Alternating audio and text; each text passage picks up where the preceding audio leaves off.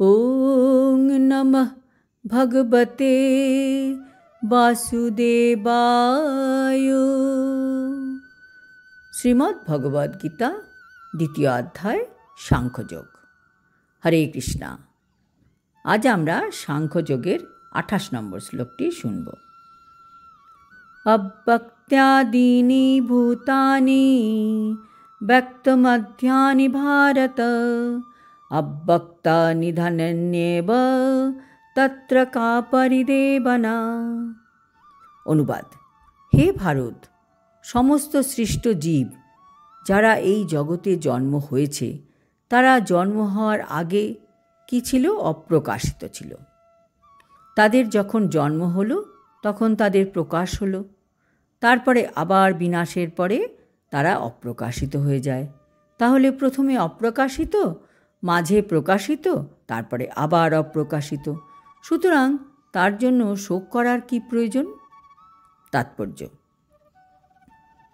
যারা আত্মার অস্তিত্বে বিশ্বাস করে আর যারা অবিশ্বাস করে, উভয় শ্রেণীর দার্শনিকদের মতবাদকে মেনে নিলেও কোনো ক্ষেত্রেই শোকের কোনো কারণ নেই। যারা নাস্তিক তারা আত্মার অস্তিত্বকে স্বীকার করে না। এমনকি যদি তর্কের খাতিরে এই নাস্তিকদের মতকে সত্যি বলে মনে করা হয়, তাহলেও তো অনুশোচনা করার কোনো কারণ নেই। উদাহরণস্বরূপ বলা যায়, একটি বিরাট বিল্ডিং বানানো হলো মাটি দিয়ে, তারপর কোনো কারণে সেটা ভেঙে ফেলা হলো। তাহলে কি হলো? প্রথমে বিল্ডিংটা অপ্রকাশিত ছিল, তারপর প্রকাশিত হলো কিছুদিনের জন্য, শেষে ভেঙে যাওয়ার পর আবার মাটিতে মিশে গিয়ে সে অপ্রকাশিত হয়ে গেল।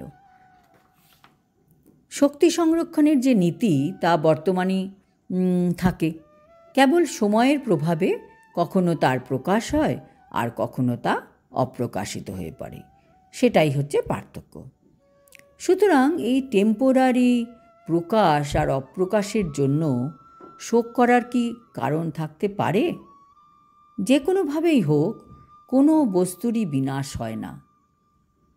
আদি আর অন্তে জড়ের রূপ থাকে না, কেবল মধ্যে তা প্রকাশিত হয়ে আমরা দেখতে পাই বা ইন্দ্রিয়গ্রাহ্য হয়।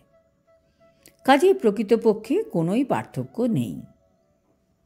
আত্মার স্বতন্ত্র অস্তিত্বের কথা যদি আমরা ছেড়েও দিই, তবু সৃষ্টির আগেও এই জড় উপাদানগুলি ছিল।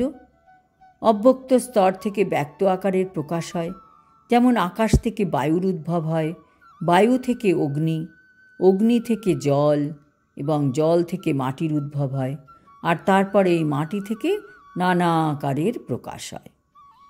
এবার আমরা যদি ভগবদ্গীতার এই বৈদিক সিদ্ধান্তকে মেনে নিই যে অন্তবন্ত ইমে দেহা, মানে জড় দেহটি কালের প্রভাবে বিনষ্ট হবে, কিন্তু আত্মা চিরশাশ্বত, নিত্যস্যক্তা শরীরিণ, তাহলে আমাদের সব সময় আমাদের দেহটিকে একটি পোশাকের মতো মনে করতে হবে।